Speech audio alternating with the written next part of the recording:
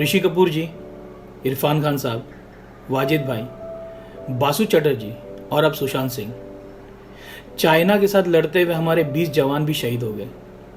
Corona patient हजारों की संख्या में मर रहे हैं, लाखों की संख्या में लोग बीमार हैं, तकलीफ उठा रहे हैं। लॉकडाउन से अब तक हम पूरी तरह निकले नहीं है बाहर, अब भी लॉकडाउन चल रहा है। हर दिशाओं में मानसिक परेशानियां हैं। छोटे छोटे बच्चे भी सुसाइड कर रहे हैं। बड़ी बड़ी सेलिब्रिटीज को जब आप सुसाइड करते हुए देखते हैं या मरते हुए देखते हैं, चारों दिशाओं में जो मृत्यु का तांडव है, हर तरफ ऐसा लगता है जैसे मौत का गहरा साया छा गया है। हर तरफ जैसे मौत अपने पर खोलकर हम सबको अपनी चपेट में लेने के लिए आगे आ रही है। तो डरना स्वाभाविक है, तो घबराना सहज है। हर दिशाओं में जब इस तरह का वातावरण हो तो मन परेशान हो जाएगा, जिंदगी से मन उचट जाएगा। जीवन में फिर रस नहीं रहेगा, जीवन में फिर आनंद नहीं रहेगा, जिंदगी में फिर वो एहसास नहीं रहेगा कि हम जिंदा है। जी रहे हैं लेकिन जिंदा है ऐसा लगता नहीं है। क्यों डर है इतना? घबराहट क्या है? परेशानी क्या है? और छोटे बच्चे किस तरह से इस घटनाओं में अपने आप को असहज और बिल्कुल बेसहारा, असहाय महसूस कर रहे हैं? आइए इस पर चर्चा करते हैं। सबसे पहली बात तो यह है कि हम जीवन में इतने खोए हुए हैं कि हम लोगों ने मृत्यु पर ध्यान ही नहीं दिया है। हम मौत को समझ ही नहीं पाए। हम घबराते हैं मृत्यु के बारे में बात करने से भी, डरते हैं। इसीलिए देखिएगा, जब भी कभी किसी की मृत्यु होती है, आस पड़ोस में, अपने घर में या कहीं पर भी, अचानक जैसे एक अजीब सी उदासी, अचानक जैसे एक अजीब सी निराशा छा जाती है। जबकि सबको मालूम होना चाहिए कि जो मिला है वो जाएगा, जो जन्मा है उसका अंत संभव है, जो फूल खिलता है उसको मुरझाना पड़ता है, जो पैदा हुआ है उसकी मृत्यु निश्चित है। हम सबको मालूम है, लेकिन हम आंखें छुपाते हैं। हम छोटे छोटे बच्चों को वहां जाने नहीं देते जहां पर मृत्यु हो गई है। क्यों? क्योंकि उनके मन पर गहरा असर होगा। क्या असर होगा? वो प्रश्न करेंगे, वो सवाल करेंगे कि इनको क्या हो गया है। जवाब आपको देना होगा, बताना होगा कि हाँ देखो, ये जिंदगी का सच है कि मृत्यु है, मौत है, हम मरेंगे और हम सब मरेंगे। लेकिन हम इतना घबराते हैं मौत से कि हम जिंदगी से भी दूर भागने लगते हैं। यही हो रहा है। जब हम चारों दिशाओं में मरने वालों की संख्या देखते हैं तो अचानक हमारे मन में आ जाता है कि वो लोग जो मर रहे हैं, कहीं वो आईना तो नहीं दिखा रहे कि हम भी मरने वाले हैं। हम भी ये घर, रिश्ते, लोग, संसार सबको छोड़कर जाने वाले। हमारे अंदर का डर ही सबसे बड़ा दुश्मन है हमारे लिए, जो हमें मृत्यु का सामना करने से पीछे रखता है। आपको मालूम है कि जो जीवन में आता है उसकी एक ना एक दिन गति यह होती है कि उसको मरना होता है। लेकिन आप जानबूझकर जब आंखें बंद करके रखें तो फिर आप हमेशा डरते ही रहेंगे मृत्यु से। अभी मैं बोल रहा हूं, हो सकता है बोलते बोलते समाप्त हो जाऊं, हो सकता है कि ये वीडियो समाप्त करके मैं खत्म हो जाऊं। जीवन का कोई भरोसा नहीं है। किसी भी व्यक्ति के, किसी भी प्राणी के जीवन का कोई भरोसा नहीं है। लेकिन अगर उसका आप सामना ही ना करना चाहे, आप उसके सामने ही ना जाना चाहे, आप उसको फेस नहीं करना चाहते। क्यों? क्योंकि आप डरते हैं मरने से, जबकि आपको मालूम है कि आप मरने वाले हैं। होशपूर्ण होना जरूरी है मृत्यु के लिए भी, जागृत। और ये जागृति अपने बच्चों में भी लाना जरूरी है कि बेटा, जो जन्मा है वो समाप्त होने वाला है, जो आया है वो जाने वाला है। अगर आप माने इस बात को कि हाँ ये सच है, और आप अपने बच्चों को ये समझाइए, एहसास कराए, तो एक बात याद रखिएगा, जिंदगी का एहसास उनके मन में गहरा हो जाएगा। वो भयभीत नहीं होंगे, बल्कि जीवन के प्रति जागृत हो जाएंगे, होशपूर्ण हो जाएंगे।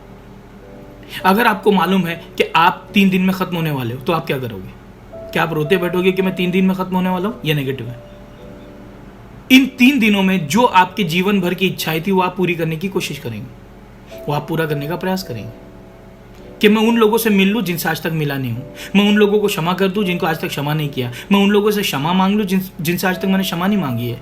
मैं अपने परिवार, अपने दोस्तों के साथ वो पल बिताऊं जो जीवन भर धन के पीछे, संपत्ति के पीछे और चीज़ों के पीछे, वस्तुओं के पीछे भागते भागते मैंने समाप्त की है। वो समय गंवाया है, मैं उस समय को जी लूं 3 दिन, क्योंकि उसके बाद मैं जाने वाला हूं। उसके बाद मृत्यु निश्चित है, उसके बाद मौत आने वाली है। जिंदगी का होश बढ़ जाएगा। ये सुनने में फिलोसॉफिकल लगता है, लेकिन ये सच है। जाइए किसी हॉस्पिटल में एडमिट व्यक्ति से पूछिए, कोरोना पेशेंट से पूछिए, जब वो मृत्यु शैया पर है लगभग कि मर जाएगा, तब उसके सामने क्या गुजरता है? मौत का साया नहीं, जीवन का आनंद। काश जी लेता, काश 2 पल के लिए वो एहसास कर लेता जिंदगी को जो आज तक मैं कर नहीं पाया। काश मेरे जिंदगी में भी वो सुखों के पल कुछ और दिन मिल जाते, जिन सुखों के पलों को मैं और पाना चाहता था लेकिन देख नहीं पाया, ध्यान नहीं दे पाया। मदहोशों की तरह जीवन गुजारा, होश था ही नहीं, जागृति थी ही नहीं, अवेयरनेस नहीं था। जिंदगी के प्रति अवेयर रहना बहुत जरूरी। उन लोगों से पूछिए जो बीमार है कि स्वस्थ होना क्या होता है। उन लोगों से पूछिए जो भूखे हैं, जिनको खाना प्राप्त नहीं हुआ है, अन्न का महत्व क्या है। जिंदगी का महत्व तब समझ में आता है जब मृत्यु नजदीक हो।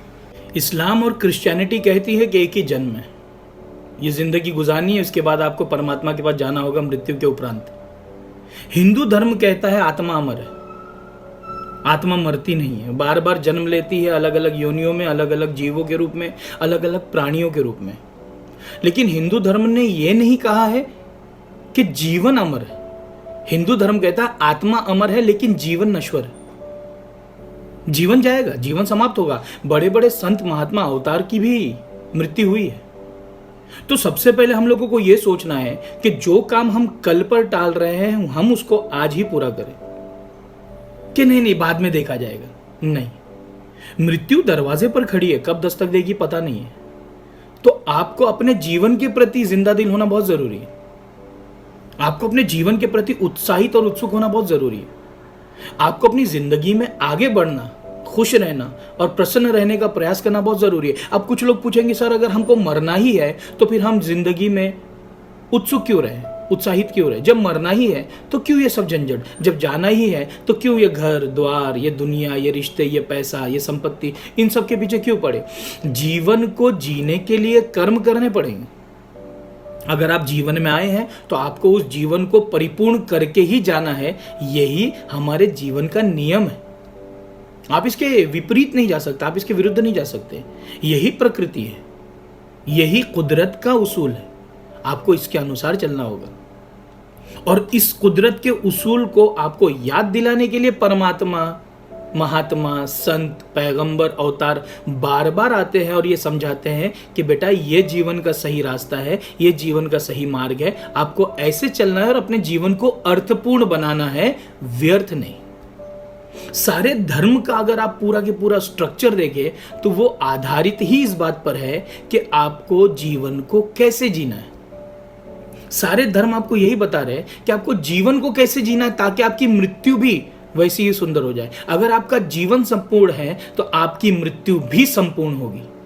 अगर आप जीवन में परिपूर्ण उतरे हैं तो आपकी मृत्यु भी परिपूर्ण होगी। जीवन निश्चित करता है आपके जीवन में, जीवन, जिंदा रहना, जागृत रहना, यह डिसाइड करता है कि आपको अपनी मृत्यु कैसी मिलेगी। गौर कीजिए, जो व्यक्ति लोगों को, निर्दोष लोगों को मार दे, हत्या कर दे, और अगर पुलिस वाले या हमारे फौजी भाई उनको मार दे तो हम उनको कहते हैं मर गए।